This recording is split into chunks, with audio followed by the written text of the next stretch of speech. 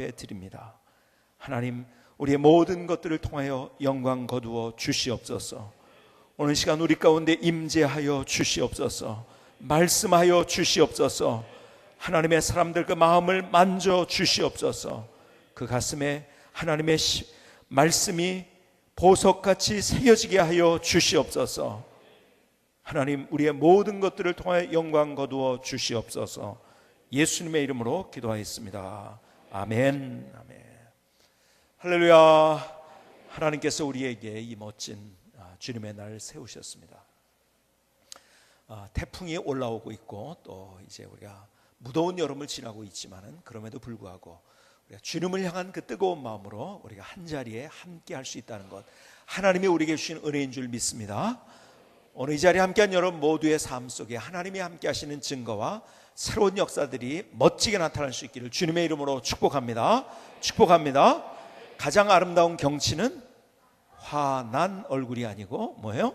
환한 얼굴, 환한 얼굴로 자, 아름다운 경치를 만드셔서 서로를 축복합시다. 주님의 이름으로 축복합니다. 앞뒤 좌우를 보시면 주님의 이름으로 축복합니다. 축복합니다. 축복합니다. 예, 감사합니다.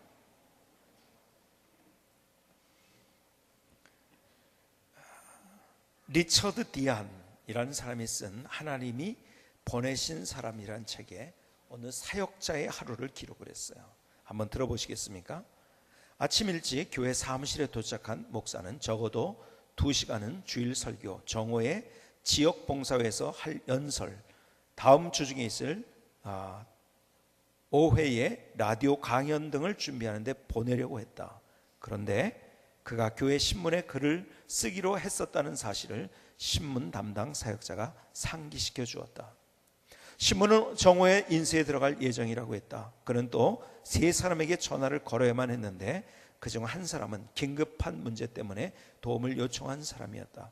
거기까지 다 마치고 나니 각종 메시지를 준비할 시간은 30분밖에 남지 않았다. 10시에는 지역교회 협의회에 참석해야 했기 때문이다. 다시 막 연구에 들어가려는데 성도의 어머니가 돌아가셨다는 소식과 함께 즉시 그 집으로 와달라는 연락이 왔다. 물론 그 바람에 그는 교육자 모임에 빠져야 했고 뒤이어 그는 어느 성경공부반에서 말씀을 나누었고 오후 2시에는 결혼식 주례를 섰다. 3시에 병원에 있는 성도들에게 정기 신방을 나갔다가 겨우 남선교회 저녁 시간에 맞추어 도착기 기도회를 인도했다. 식사가 7시 반까지 계속되는 바람에 목사는 겨우 시간에 맞추어 기금조성위원회에 참석할 수 있었다. 단지 의견을 보태고 위원들의 사기를 복돋아 주기 위한 참석이었다. 그것으로 드디어 하루 일과가 모두 끝나 그는 밤 10시 반쯤 집에 들어갔다. 자, 오늘 이 이야기가, 이 상황, 어떤 목사의 이야기를 썼는데요, 긴급한 것 때문에 모든 일들이 뒤로 밀리는 그런 상황들. 그런데 여기에 보니까 하루 일과 중에서 꼭 들어가야 되는데 이거는 반드시 들어가는데 들어가지 못한 것이 하나가 있어요. 빠진 것이 있어요. 뭘까요? 이렇게 질문하면은 여러분들이 사지선다에 익숙했기 때문에 잘 대답을 잘 못해요. 또 이미 주보를 보신 분들은 답을 좀 아시고요. 자, 사지선다는 또 힘이 들어요. 4개 중에 고르려면 고민이 더 크거든요. 그래서 삼지선다로 하도록 하겠습니다. 1번 점심 먹는 시간, 점심 먹기. 2번 세수하기. 3번 기도하기. 몇 번인가요? 3번. 가장 중요한 것, 그것은 기도예요. 점점 더 바빠집니다. 그렇죠? 그래서 바쁘기 때문에 기도를 잘 못해요. 사실은요, 목사는 어쩌면 직장생활 하다거나 다른 사람들하고 다르게 긴급한 일들에 중요한 일들이 밀릴 때가 참 많이 있어요. 긴급하니까요, 그것은. 그러다 보면은 바쁘기는 했는데 정말 중요한 것을 못할 때가 많이 있어요. 이게 목사의, 사실은 기도를 제일 많이 해야 될 목사가 가지고 있는 또 하나의 어두운 면이 아닌가 생각이 되었습니다. 긴급하게 다니다 보니까 가장 중요한 기도를 못한 거예요. 여러분, 바쁘면 바쁠수록 우리는 더 기도해야 됩니다. 왜? 바쁘다는 건 뭐예요? 할 일이 많다는 거예요. 그렇죠? 그 할 일을 기도하지 않고 그 일을 한다면 어떻게 됩니까? 다 어그러지게 되는 거예요. 하지만 피곤한 거예요. 성과도 없는 거예요. 열매도 없는 거예요. 바쁘기 때문에 더 기도해야 되는 거예요. 그래서 이것을, 중요한 것을 일단 넣어놓고 스케줄에서 물리지 않는 스케줄로 집어넣고, 그리고 할 때 나머지 것들을 우리가 할 수 있는 거예요. 그래서 저 같은 경우 몇 년 전에 야, 이렇게 하다가는 안 되겠다. 그래서 낮에 제가 모든 것들을 오프하고, 전화도 다른 모든 것들을 다 오프한 상태에서 기도하는 시간을 갖기로 작정을 했어요. 그렇게 하니까 먼저 그것을 집어넣어 놓으니까 그 다음의 것들은 사이사이에 들어가면 되는 거예요. 여러분, 기도가 먼저예요. 기도가 먼저예요. 자, 오늘 본문의 이야기가 이거예요. 자, 사도 바울이 에베소에서 목회를 하고 있는 디모데에게 이렇게 얘기합니다. 그러므로 1절에 보니까 내가 첫째로 권하노니, 첫째로 권한다. 이제까지 서론적인 얘기를 하다 진짜도 이렇게 해야 돼 하면서 첫 번째로 한 얘기가 뭐냐면, 첫째로 권하니 모든 사람을 위하여 간구와 기도와 도구와 감사를 하되. 한마디로 이게 뭐 하라는 겁니까? 기도하라는 거예요. 기도가 첫 번째라는 거예요. 사도 바울이 이제 자기의 영적인 아들 같으면서 또 사역의 후배였던 디모데에게 너 첫 번째, 이게 뭔지 아십니까? 정말 가장 중요한 게 있어. 이것부터 해야 돼. 그게 뭔지 아니? 기도야. 이 말을 해주고 있는 거예요. 한번 따라해 봅시다. 기도가 첫 번째다. 그러니까 성경은요, 우리에게 계속 기도하라고 말씀하시고, 기도할 때 응답해 주겠다는 하나님의 역사, 하나님의 약속, 이것을 우리에게 가르쳐 주고 있는 거예요. 지난주에도 정말 이거는 도저히 불가능한 일이다 하는 그런 것들을 함께 기도하면서 하나님의 기적을 경험한 많은 우리 성도님들의 얘기를 들었어요. 여러분, 예레미야 29장 12절로 13절에 보니까 이렇게 얘기합니다. 너희가 내게 부르짖으며 내게 와서 기도하면 내가 너희들의 기도를 들을 것이요, 너희가 온 마음으로 나를 구하면 나를 찾을 것이요, 나를 만나리라. 내가 기도할 때 하나님 만나고 하나님을 경험하고 하나님의 기적이 뭔지, 하나님의 능력이 뭔지를 체험한다는 거예요. 예레미야 33장 3절, 여러분이 잘 아는 말씀 아닙니까? 너는 내게 부르짖으라 내가 내게 응답하겠고 내가 알지 못하는 크고 은밀한 일을 내게 보이리라. 내가 기도했어요. 그렇죠?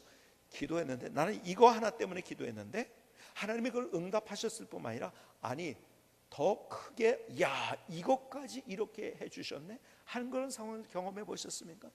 하나님은요, 우리에게 어떤 기도의 제목 때문에 기도를 하게 될 때 그것을 응답하실 뿐만 아니라, 이것까지는 생각 못했는데 그 비밀까지 우리에게 보여주시겠다고 약속하고 계신 거예요.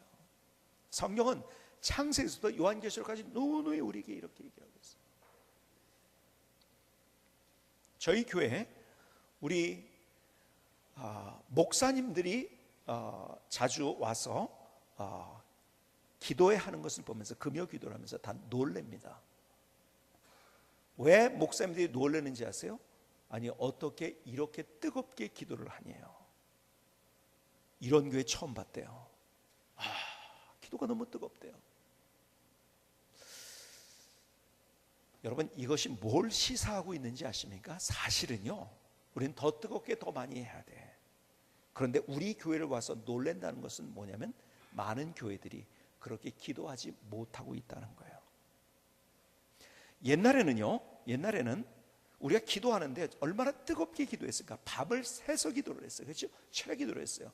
그리고 소나무 뿔이 뽑히도록 그걸 붙잡고서 산에 올라가서 우리가 산기도 또 얼마나 많이 했습니까? 정말 뜨겁게 기도해요. 그런데요, 그게 어느 순간에서부터인가 서서히 없어져 버린 거예요. 여러분, 우리의 신앙생활에 가장 중요한 두 개의 기둥이 있다고 한다면 그게 뭔지 아십니까? 그것은 말씀과 기도예요. 그렇죠? 성경에 구약시대 때 중요한 직책, 직분, 하나님이 주신 직분 가운데 선지자와 그 다음에 제사장이 있어요. 선지자는 뭐라고요? 하나님의 말씀을 전하는 자예요. 그러니까 하나님의 말씀, 책망하기도 하고요, 위로하기도 하고요, 말씀. 제사장은 뭡니까?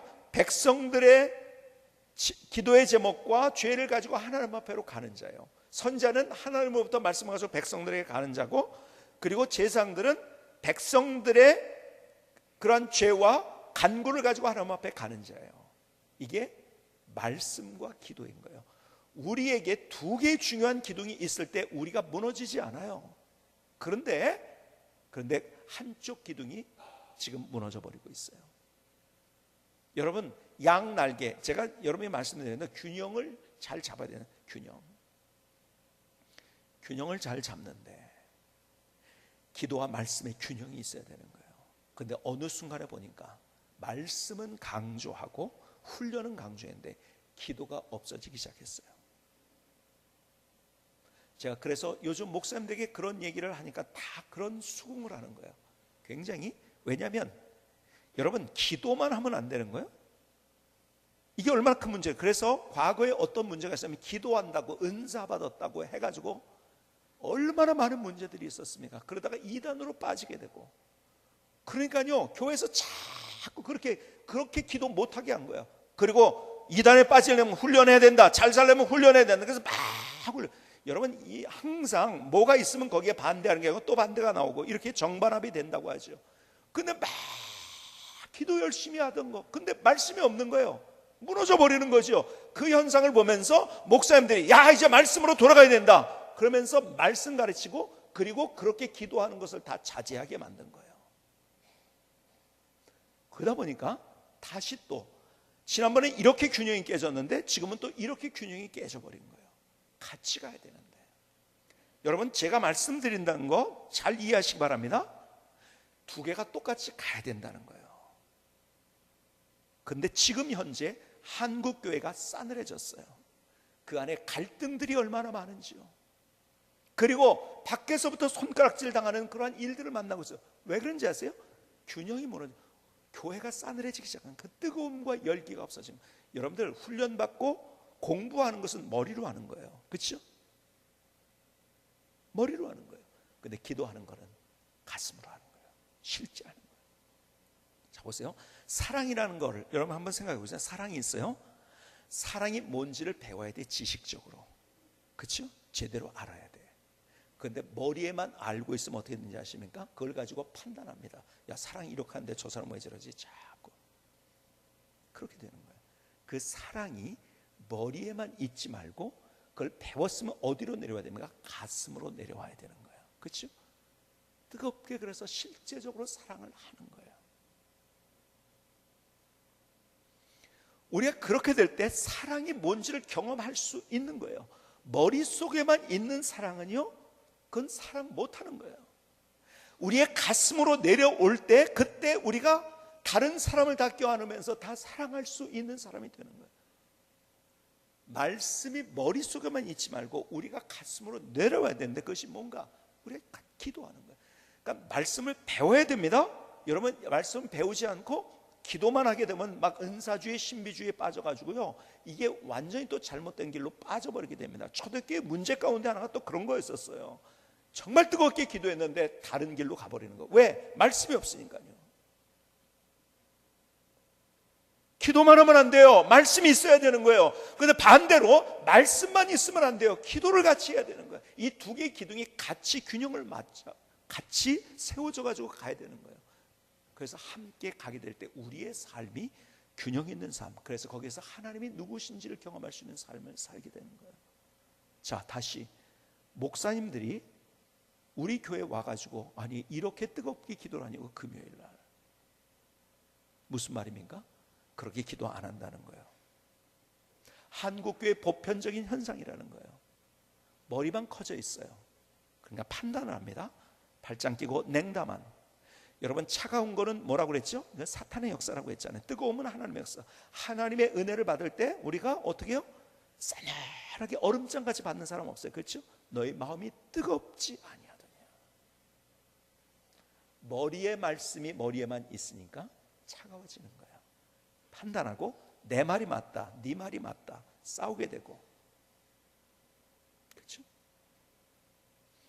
제가 늘 얘기하지만, 그래서 방법론 가지고 싸우게 되고요. 여러분 가슴이 뜨거우면요 같이 그것이 용광로가 돼가지고 다 녹으면서 나갈 수 있는 거예요. 그러니까 우리가 함께 말씀과 기도가 같이 가야 되는 거야. 근데 상대적으로 지금 한국교회가 말씀 훈련하는 것에 대해서 굉장히 강조하고 있는데 기도하는 것에 대해서는 이야기하지 않는, 그리고 뜨겁게 기도하는 것이 없어진 그 시대를 우리가 살아. 그러니까 한국교회가 점점 기우뚱거리고 있는 거 아닙니까? 여러분 정말 우리의 삶 속에 중요한 것이 기도예요.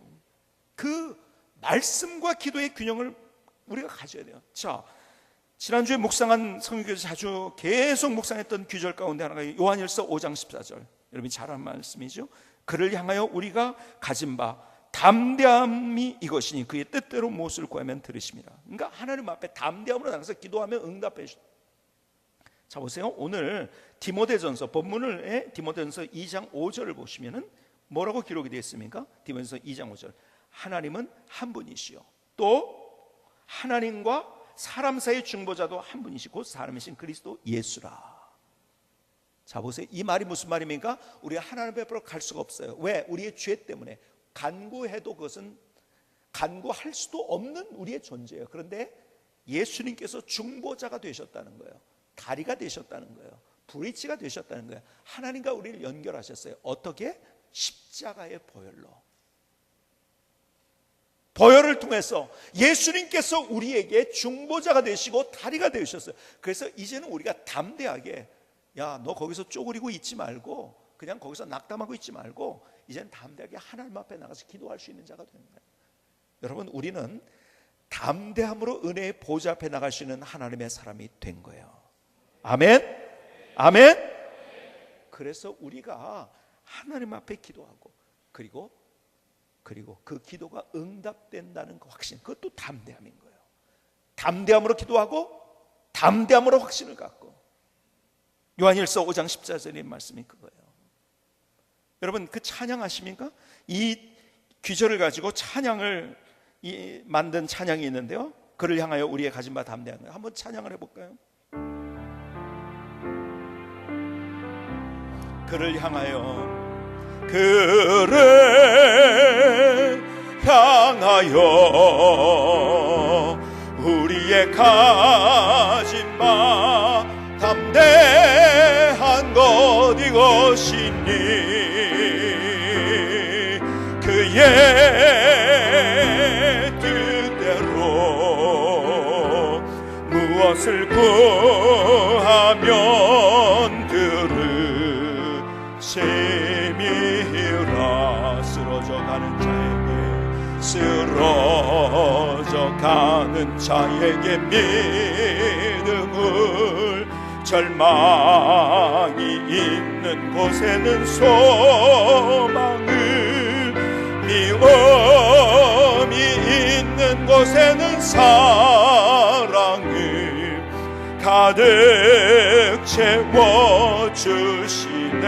그를 향하여, 그를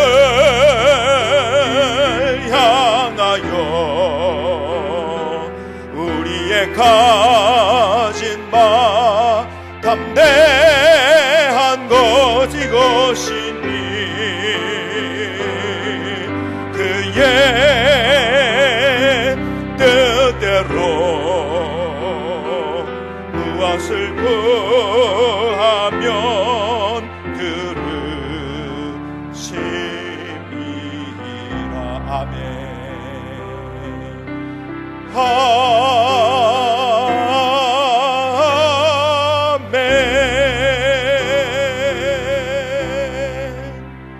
우리의 가진 담대함이 이것인데 그의 뜻대로 구하면 우리의 모든 것들을 들으신다. 그런데 여기에 단서 하나가 있죠. 그의 뜻대로. 그런데 우리의 기도가 정말 기도가 우선이 되는데 그 기도 가운데 정말 주님이 원하시는 기도를 드리고 있냐는 거예요. 자, 내가 선물을 받으면 기분이 좋을 거예요. 아주 굉장히 포장도 잘하고 그리고 아주 탐스럽고 맛있는 내 과일을 선물 받았어요. 예를 들어서 그럼 기분이 좋겠죠. 선물로 받았을 때. 그런데요, 그걸 열어보니까요 다 썩었어요. 곰팡이까지 납니다. 맛은 이미 시큼한 냄새가 나고. 그럴 때 어떨까요? 1번 기분이 너무 좋다, 2번 기분이 나쁘다, 3번 뭐 그런 거 물어보십니까? 몇 번이요? 4번을 하신 분이 계신데, 기분이 좋은 사람이 누가 있나요? 그렇죠? 기분 나쁜 거예요. 내가 정말 기도하지만 하나님이 원하시는 기도를 드리고 있는가? 자, 보세요. 우리의 기도 가운데요, 가장 많은 퍼센트를 차지하는 게 뭔지 아세요? 달라는 기도예요. 달라. 주십시오, 이거 주십시오, 저거 주십시오, 달라는 기도. 그런데 얼마나 우리가 내 삶이 성숙되고 변화되기를 위해서 기도했는가? 생각해 보세요. 하나님 이거 이렇게 돼야 되면 이거 주십시오, 저거 주십시오는 많아요. 근데 내가 얼마나 나를 변화시키고 나를 성숙해 주십시오 하는 기도를 드렸는가? 자, 아이가요, 부모님한테, 자, 이제 한 4살, 5살 된 아이가 부모님한테, 부모님 나 1억 주십시오, 나 1억이 필요해요. 그럼 1억을 줄 부모가 있습니까? 돈이, 근데 부모님이 이제 한 예를 들어서 몇 조 원을 가지고 있어. 그래도 거긴 1억을 안 주는 거예요. 줄 수 있어도 안 줍니다. 왜요? 1억 가지고 다니면 어떻게 되죠? 잡혀가요. 유괴를 당하기도 해요. 문제 생깁니다. 달라고 하지만 안 주는 게 맞는 거예요. 그렇죠? 그러나 성숙했어. 이제는 내가 능력이 있어가지고 그 1억 가지고서 잘 뭔가를 활용할 수 있을 때, 그래, 이해다 주는 거예요. 그렇죠? 아이가요, 칼을 달라고 합니다. 막 달려드는 거예요. 막 칼 좀 주세요. 막 때를 씁니다. 그 주는 부모가 있을까요? 그럼 부모가 그 자녀를 사랑하지 않는 거죠. 그것 가지고 어떻게 잘못될 수가 있는데요. 남에게 상처를 준 나를 잘못할 수도 있고, 그건 얼마나 위험한 거니까 안 줘요. 그 아이가 어느 정도 성숙되기까지는 그 칼을 절대 주지 않습니다. 그게 부모예요. 그런데 우리는 어떤 기도를 드리고 있는가? 여러분, 하나님께서 내가 이걸 주면 나는 그것 가지고서 잘할 거예요. 그러나 하나님이 내가 정말 성숙하고 변화시키는, 그래서 하나님이 때로는 우리에게 고난도 주시는, 나는 오히려 이거 달라고 기도를 했는데 하나님이 고난을 주실 때가 있어요. 왜 그런지 아세요? 나를 성숙시키시기 위해서, 나를 변화시키시기 위해서. 하나님께서 우리의 필요를 아세요. 내가 지금 뭐가 필요한지를 아세요. 그래서 우리가 기도할 때 정말 무엇을 달라는 기도보다, 하나님 나를 이렇게 변화시켜 주십시오, 나를 이렇게 성숙시켜 주십시오, 그게 하나님이 받으시는, 그때 하나님께서 진짜 응답하시는 기도가 되는 거예요. 그런 기도를 드릴 수 있기를 주님의 이름으로 축복합니다. 더 나가서 우리가 기도를 하는데 우리는 자꾸 어떤 일 때문에 기도를 합니다. 일. 근데 일보다도 하나님께서 우리에게 말씀하시는 사람 때문에 기도를 해야 된다는 거예요. 무슨 말인지 아세요? 자, 여름 행사를 합니다. 예를 들어서 지금 여름 행사네, 행사 자체를 위해서 기도하는 게 아니에요. 물론 그거 기도해야죠. 그러나 더 많이 기도해야 될 게 있어요. 뭔지 아세요? 사람을 위해서, 거기에 참석하는 아이들을 위해서, 거기에 교사들을 위해서. 여러분, 그 일은 왜 있는 거예요? 사람 때문에 있는 거예요. 일 때문에 사람이 있는 게 아닙니다. 아세요? 사람 때문에 일이 있는 거예요. 교회에서 하는 일은 크게 두 가지로 나눈다고 했죠. 다 똑같아요. 교회에서 하는 일은 뭔지 아세요? 첫 번째, 예수 안 믿는 사람 예수 믿게 하는 것, 하는 모든 일들. 두 번째, 예수 믿는 사람 예수 잘 믿게 하는 것. 이거에 결국 추적해 보면은, 그렇죠? 그 뭡니까? 그 모든 일들은 사람을 위해서 있는 거라는 거예요. 그래서 일하다가 사람 놓치지 말고, 일 때문에 일하는 거 아니잖아요. 그렇죠? 사람 때문에 일하는 건데, 그리고 일보다 먼저 우리가 기도해야 될 것, 그것은 사람을 위한 기도라는 거예요. 자, 그런데 보세요. 우리가 사람을 위해서 기도하면서 나를 중심으로 해서 나 하면서 기도하지 않는가? 정말, 그런데 내가 정말 남을 위한 기도가 얼마나 있었는가? 가만히 보면은 내 기도의 90%는 나예요. 나를 위한 기도. 10%는 남을 위한 기도. 그게 아니라는 거예요. 남을 위한 기도를 먼저 좀 해라. 다른 사람을, 이웃을 위한 기도. 오늘 본문을 다시 보실까요? 2장 1절에 보니까 그러므로 내가 첫째로 권하노니 모든 사람을 위해 간구와 기도와 도고와 감사를 하되. 누구를 위해서요? 다른 사람을 위해서. 다른 사람을 위한 기도. 우리는요, 이 정말 사람들과 사람들 사이에서 그 사람보다 내가 높아지고 더 커지고 더 많은 스펙을 쌓고, 그래서 경쟁 사회에서 내가 1등하지 않으면 안 된다는 그러한 세상의 논리 가운데 우리의 삶을 살아가고 있어요. 그러다 보니까 나도 모르게 나를 위한 기도가 중심이 되는 거예요. 아니에요. 여러분, 하나님의 원리는 나 혼자 잘 되는 것은 그건 하나님의 축복이 아니에요. 함께 잘 되는 것이 하나님의 축복인 거예요. 여러분, 제가 늘 말씀드렸다시피 우리 교회만 잘 되면은요 안 되는 거예요. 같이 교회가 잘 돼야지 우리 교회가 또 잘 되는 거예요. 옆에 교회요? 잘 돼야죠.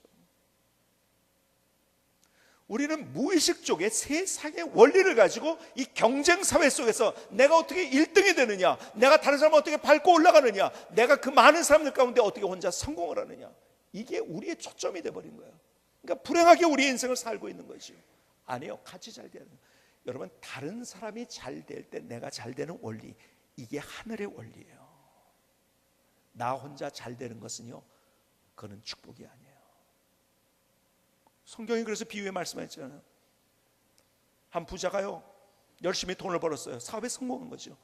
나를 위해서 곡간을 짓고 나를 위해서 다 하려고 했어요. 내 영혼이, 예?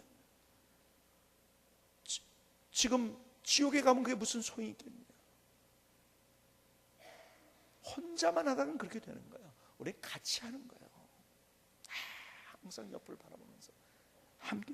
자, 그래서요 여러분, 다른 사람을 위한 기도, 예를 들어서요 내가 나와 원수 같은 사람이 있어요. 정말 나를 배반한 사람, 어떤 사람이 있어요. 그러니까 나를 힘들게 하는 사람이 있어요. 저놈의 자식이 하면서 내가 원수로 분노하는 것이 아니라 하나님의 원리는 겁니다. 우리가 그 사람 때문에 기도하라는 거예요. 그러면요 하나님께서 나도 모르게 내 안에 하나님의 원리입니다. 이것이 뭘 주신지 아세요? 그 분노했던 마음, 여러분, 분노하는 만큼 우리는 불행한 거예요. 불쌍히 여기는 마음을 주십니다. 일은 여기서부터 시작하는 거야. 꼭 하나님이 나부터 변화. 그래서 나 변화를 위한 기도를 드리라고 했잖아요. 제가 앞서서 나를 변화시켜요. 그러면 그것이 바로 응답인 거야. 그 사람이 변화되게 돼 있어요. 여러분, 제일 불행한 인생이 뭔지 아십니까? 나와 어떤 사람이 나를 공격해요. 같이 싸워서 이기려고 하는 인생이 제일 불행한 거예요. 원수가 없는 인생. 그건 무모한 에너지를 쏟는 거예요. 인생을 불행하게 사는 거예요.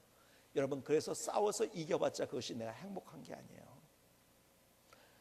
여러분, 내가 그 사람을 위해서 싸우지 말고 오히려 기도하게 되면은, 그 사람이 변화되면은, 그래서 원수 같은 사람이 내 편이 되면 그게 기적인 거예요.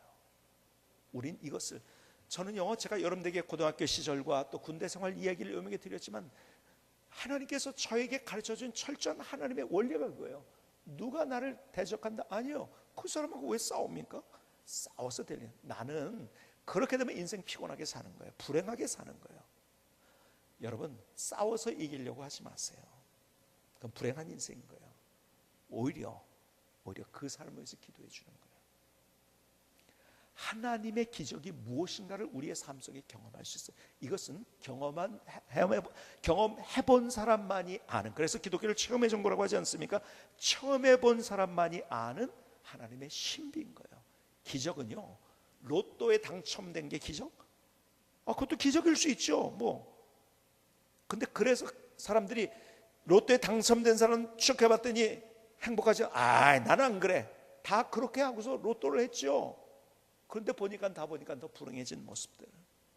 그게 행복이 아니라는 거예요. 운은 될지 모르지만 행복은 아닌 거예요.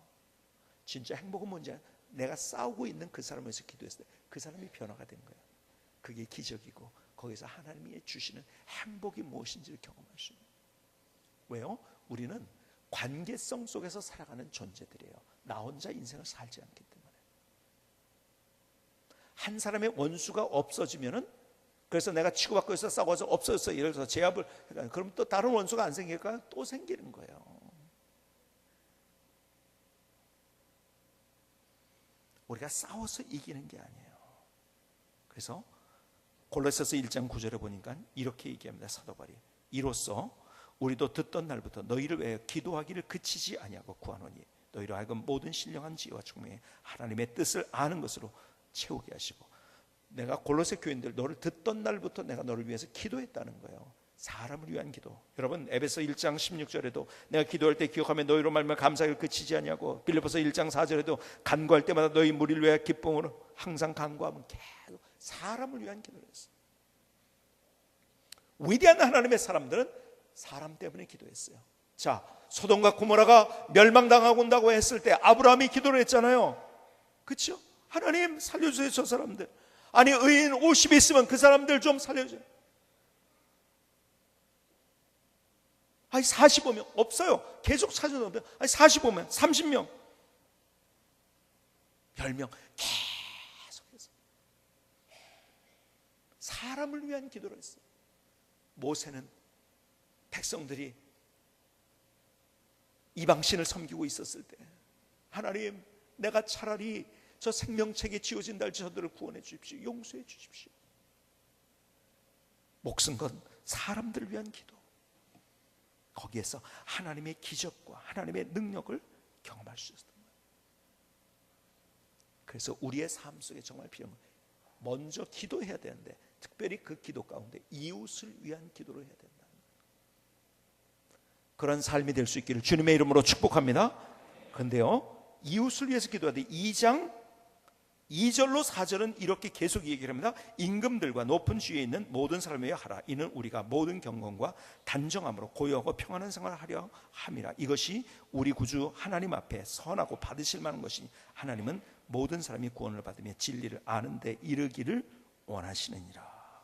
자, 기도하는데 임금들과 높은 지위에 있는 지도자들을 위해서 기도하라고 합니다. 주님의 명령이에요. 왜 그런지 아세요? 그래야지 우리가 고요하고 평안한 생활을 하게 된다는 거예요. 여러분 지도자가 잘못되면요 여러분 누가 피해를 보는지 아세요? 내가 피해를 보는 거예요. 지도자를 위해서 기도해야 돼요. 여러분 예를 들어서 여러분들이 그래서 저를 위해서도 정말 뜨거운 마음으로 기도해 주세요. 여러분 제가 뭔가를 잘못하게 될 때 뭐 아니면 제가 그냥 타성에 젖은 채로 그냥 그렇게 하고 있을 때 여러분 우리 교회가 자동적으로 무너지게 되는 거예요. 그래서 저는 항상 그 거룩한 부담감을 가지고 있어요. 그 거룩한 책임감을. 그래서 이 거룩한 부담감과 책임감에서 어떻게 내가 이것이 면제될 수 있을 것인가. 그래서 항상 다른 분들이 그런 얘기를 해서 저는 은퇴를 좀 빨리 하고 싶다는 얘기를 하면은요 무슨 말씀 그렇게 하냐고, 또 그거 나중에 이제 그렇게 되면 그때가 되면은 또 은퇴 안 하려고 막 그러니까 함부로 그런 얘기 하지 말라 그런 얘기도. 근데 제가 가지고 있는 속에 있는 마음은 그거예요. 이 부담감에서. 왜요? 정말 이게 나 하나가 잘못함으로 인해서 공동체 전체가 문제가 생기고 허물어지는 그런 것들. 저를 위해서 기도해 주시기 바랍니다. 그 부담감 때문에 때로는 잠 못 이룰 때도 있어요. 자, 그런데 보세요. 여러분, 예를 들어서 대통령 선거를 했어요. 근데 내가 지지하는 후보가 있고 후보가 있지 않은, 근데 그 사람이 당선이 되지 않았어요. 그때 기분이 또 안 좋잖아요. 그렇죠? 기분이 너무 안 좋잖아요. 그래서 사람들은요, 뭐 잘못됐으면 좋겠다. 속으로 이렇게 기도를 하고 있어요. 사실은 자기도 모르게. 저 양반 저거 잘못됐으면 좋겠다. 근데 그 피해는 누가 받는지 아세요? 내가 받는 거예요. 그래서 기도해야 된다는 거예요. 얼마 전에 서울시장 선거를 했어요. 친한 목사님들 같이 모였는데 두 목사님이 서로 이렇게 주장을 하는 거예요. 이번에 박원순 후보가 될 것이다. 아니다, 정몽준 후보가 될 것이다. 서로 막 그래서 돼야 되는 이유, 그리고 또 그렇게 하면은 누가 되면 이렇게 해서 안 되고 막 이런 얘기를 서로 하다가 나중에 결론을 이제 만들었는데, 무슨 결론을 만들었냐면 그러지 말고 내기를 하자. 그러면 정몽준 후보가 이길 것인가 박원순 후보가 이길 것인가 내기를 하는데, 거기에 증인이 누가 됐냐면 제가 증인이 됐습니다. 둘이 악유를 하다가, 그래서 아주 맛있는 것을 그러면 사주기로 하자. 먹고 싶은 거 사주기로 하자 막 그러면서 이제 이쪽이 한 거예요. 그래서 그 중간에 제가 심판이 됐고 증인이 돼버린 거예요. 그런데 여러분들이 아는 대로 박원순 후보가 당선이 됐어요. 그렇죠? 그러면 정몽준 후보가 당선이 돼야 된다고 한 사람은 얼마나 기분이 안 좋았을까요? 그렇죠? 더군다나 밥을 한 끼를 또 사야 되니까. 그래서 제가요, 내기의 증인이었기 때문에 맛있는 밥을 제가 얻어먹었습니다. 어쨌든 간에. 근데 내가 지지하지 않는 후보가 되면은 우리 마음속에 어떤 마음? 저거 잘못됐으면 좋겠다는 마음. 근데 그 피해가 누구한테 가는지 아세요? 나한테 오는 거예요. 그 얘기를 하고 있는 거예요. 그래서 기도해야 된다. 아니 어쩌면은 더 위에서 기도해야 돼요. 내가 반대하는 후보가 됐기 때문에 어쩌면 더 기도해야 되는 거예요. 그 사람의 한 번의 움직임, 한 번의 결정에 의해서 피해는 누가? 국민들이 보게 되는 거예요. 잘못하면은요, 잘하면은 또 국민들이 그것을 덕을 보게 되는 거고. 그렇기 때문에 오히려 내가 반대하는 후보가 됐어요? 그러면 더 기도해야 된다는 거예요. 이것이 성경의 원리인 거예요. 여러분, 소위 말해서 교부시대가 언제냐면 콘스탄틴 대제에 의해서, 로마의 콘스탄틴 황제에 의해서 기독교가 공인됐어요. 313년인데 서기 313년에 이제 공인됐단 말이에요. 그 전까지는, 그리고 이제 그때서부터 이제 그 다음에 이제 황제가 데오도시우스 황제가 기독교를 아주 국교로 만들었고요. 이제 나중에 역사를 보면요. 근데 그 기독교가 공인되기 이전의 역사를 기독교 역사에서 뭐라고 얘기하면 소위 말해서 교부 시대라고 이야기를 합니다. 교부. 그러니까는 무슨 카톨릭에서 로마가 일대 교황이고 그거는 다 나중에 꾸며놓은 거고요. 그거는 무슨 교황입니까? 그런 건 나중에 300년 가까이 지난 다음에 이제 기독교가 공인이 됐던 건데 그런 건 없었어요. 교황 제도라는 것이 몇백 년 동안 없다가 이게 로마 카톨릭이 만들어 놓은 거예요. 그런데 그때 뛰어난 리더들을 뭐라고 불렀냐면 소위 말해서 교부라고 불렀습니다. 교부. 그러니까 교회 아버지라는 거예요. 그렇죠? 자, 그 교부 중에서 순교를 당했던 저스틴이라는 교부가 있어요. 그때는요, 로마는 다신론이었었어요. 그러니까는 이 하나님만을 예배하고 이런 것에 대해서 굉장히 박해를 했단 말이에요. 그리고 이것을 통해서 어떤 폭동이 일어나지 않을까 하는 것 때문에 더 박해를 했었고요. 그런데 이 순교를 당했던 저스틴, 이분이 AD 110년에 태어나서 165년에 하늘나라에 가셨어요. 한 55세 정도를 사셨나요? 이 땅에서. 근데요, 그분이 안토니우스 피우스 황제에게 이런 글을 썼어요.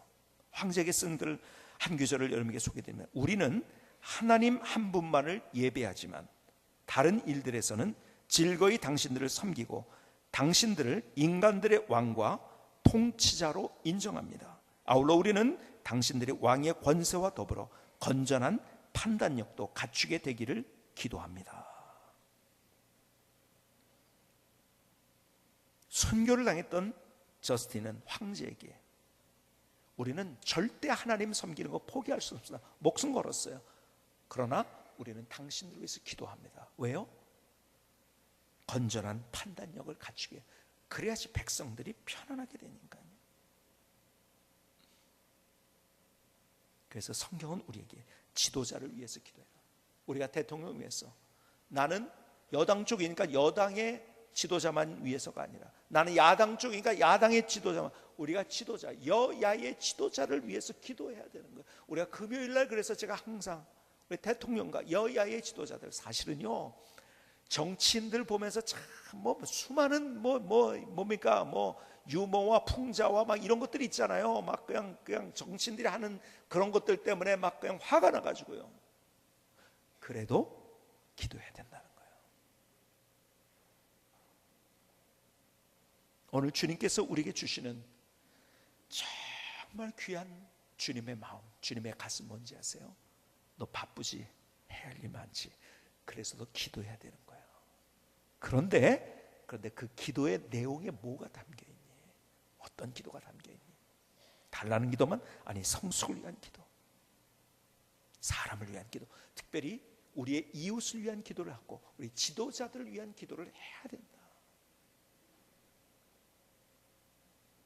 어쩌면은 기도가 점점 기도의 불길이 사그러져 가는 시대에 우리가 살고 있는지 몰라요. 그래서 더 뜨겁게 우리가 기도해야 돼요. 기도의 깃발을 높게 세워야 되는 거예요. 여러분, 금요 기도에도 여러분이 정말 뜨거운 마음으로 참석할 수 있기를 주님의 이름으로 축복합니다. 축복합니다. 자, 저를 따라서 한번 합시다. 저를 따라서 두 주먹을 쥐시고 다시 한번 저를 따라서 기도가 먼저다. 기도가 첫 번째다. 기도가 최우선이다.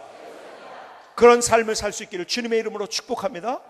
기도를 통해서 우리의 삶에 하나님의 능력이 무엇이고 하나님의 기적이 무엇이고 하나님이 함께 하신 증거가 무엇인지를 우리가 경험할 수 있다는 거예요. 여러분, 오래전에 우리 교회 와서 집회했던 노한우 목사님 얘기 들어보시겠습니까? 이분이요, 군대 가가지고 이 벽지에서 근무를 했어요. 벽지에서 가까이, 우리 이 지역에 가까운 데죠. 근데요, 이제 예배를 드려 가는데, 소위 말해서 이제 군대에서 종교 행사라고 하죠. 이렇게 가는데 어느 날 종교 행사 3개월 금지령이 떨어진 거예요. 근데 거기는 뭐냐면 부대 안에 교회가 없어서 밖으로 나가야 되는 거예요. 부대 밖에 나가가지고. 근데 금지령이 떨어진 이유가 뭐냐면 거기는 고참 하나가 있었는데 고참 하나가 장로 아들이었었는데, 근데 종교 행사 간다고 갔다가 옆으로 빠져가지고 술을 먹은 게 걸린 거예요. 그래가지고 이거 안 되겠다. 그래서 종교 행사 3개월 금지. 그러니까 이제 뭐 술을 먹었다는 이야기, 뭐 누가 어떻게 했는지 모르지만, 그러니까 문제가 있었다는 얘기를 듣고서 이제 그렇게 이제 했는데, 이 노한우 목사님이 아니 이제 그 사람이, 그 고참이 그렇게 한 거 가지고 이제 누군지를 알게 된 거죠. 그래서 그 고참이 그랬다는 걸 알게 된 거예요. 그래가지고 이 고참이요, 이 전부 이제 쫄병들을 다 이제 집합을 시킨 거예요. 뭐 군대에서 한따까리라고 하잖아요. 그렇죠? 한따까리. 다 집합을 시켜가지고 노한우 목사, 그때 이제 뭐 일병이가 노일병을 향해서 군합발로 가슴을 찼는데 그대로 쓰러져 버린 거예요. 의식을 잃었어요. 병원으로 후송이 됐어요. 후송이 돼가지고 결과를 보니까 살 수 없다는 거예요. 결과는. 그리고 산달지라도 정상적인 사람이 될 수 없다는 거예요. 항상 이 문제 때문에, 그러니까 정상적인 활동을 할 수 없다는 진단을 받은 거예요. 그런데요, 어떤 전사님이 이제 기도하면서 어떤 전사님이 하루는 얼마가 지났는데요, 병원에서 혹시 서운한 게 있지 않냐고 하나님 앞에 그런 얘기를 하더래요. 그러니까는 이분 노한우 목사님은 자기는 이제 그때는 이제 막 예수 믿은 지 얼마 안 될 때고 고등학교 때인가 믿었으니까요. 뭐 난 서운한 게 없다고 뭐 그런 얘기를 하시냐고. 그런데 기도하다가 하나님이 한 장면을 떠올리게 하신 거예요. 그 장면이 뭐냐면 고등학교 1학년 때인가요? 처음 교회 갔는데 그날 예수 믿기로 결심한 거예요. 근데 그 목사님이 이 중에서 목사가 될 사람 손들라고 하고, 그리고 선교사가 될 사람 손들라고 한 거예요. 학생들을 향해서. 근데 이제 교회 나온 지 얼마 안 됐고 저렇게 하는데 몇 사람이 누가 손을 드나 이렇게 눈을 뜨고 이렇게 봤대요, 노 목사님이. 그랬더니 아무도 손을 안 들더래. 그래가지고 저 목사님이 얼마나 실망할까, 그냥 실망 좀 드리지 말자. 그래서 자기가 손 들었대요, 그냥 이렇게. 그리고 잊어버린 거죠. 근데 하나님이 그 장면을 떠올리시더래요. 그리고 그 자리에서 하나님이 나를 부르셨구나. 그리고 그 병원에서 그의 인생이 달라지기 시작합니다. 그리고 그 자기를 찾던 그 사람을 용서합니다. 그리고 그 사람을 위해서 기도하기 시작했어요. 하나님께서 그에게 기적을 베풀어 주셨는데 어떤 기적이냐면 거기서 물론 7개월인가를 입원한, 그러니까 굉장히 아주 상태가 안 좋았어요. 7개월인가를 입원을 했는데 결국 완쾌가 돼가지고 자대로 다시 갈 수 있게 된 거예요. 부대장이 대령이었는데 부대장이었던 군의관이 그러더래요. 뭐 노일병, 당신이 가만히 보니까 이렇게 맞아가지고서 이렇게 됐지만 당신의 모습을 보니까는 사실은 그 당신을 군합발로 찬 그 사람 때문에 당신의 인생이 변화되고 하나님의 기적을 경험한 것을 내가 보았는데, 보니까 자대 가면은 감사장이라도 그 사람한테 하나 줘야 될 것 같네 그러더래요. 그런데요, 그 말이 딱 와닿대요. 노 목사님이, 맞아, 나를 찾지만은, 내가 죽을 뻔했지만 얼마나 고통스럽겠습니까? 그 얘기를 다 한다면요, 얼마나 눈물 나는 밤을 지냈을까요? 인생의 가장 황금기에 젊었을 때 인생의 모든 것을 잃었다고 생각했는데, 그런데요, 그 사람을 용서하고 자기의 인생이 달라진 것을 보고 나서 그 사람을 위해서 기도하기 시작하면서, 그래, 내가 감사장을 줘야지. 그런데 감사장 가지고 안 되겠다. 그래서 아예 감사패를 만들었대요. 아무개 병장. 근데요, 딱 자대 배치가 다시 갔는데요, 그 고참이 제대하기 이틀 전인가 그랬대요. 이틀 전. 그래서 감사패를 만들어 가지고 가가지고서 아무개 병장에게, 아무개 병장은 뭐 군합발로 나를 차가지고 뭐 어쩌고 저쩌고 이렇게 해가지고 했지만은, 그것 때문에 내 인생이 이렇게 달라지고 하나님을 만나고 하나님 안에서 내가 새로운 인생을 설계할 수 있는 그 축복을 경험하게 한 사람이기 때문에 감사하여 이에 감사패를 드립니다. 감사패를 줬다. 그걸 전달을 한 거예요. 상대가요, 어쩔 줄 몰라 하더래요. 눈물을 흘면서 같이 껴안고 울면서 기도하고, 나도 새로워지고 상대의 인생도 새로워지고. 무엇으로부터 시작합니까? 기도로부터 시작하는 거예요. 오늘 주님께서 내게 주시는 그 음성을 들을 수 있는 귀한 시간이 될 수 있기를 주님의 이름으로 축복합니다. 기도하시겠습니다.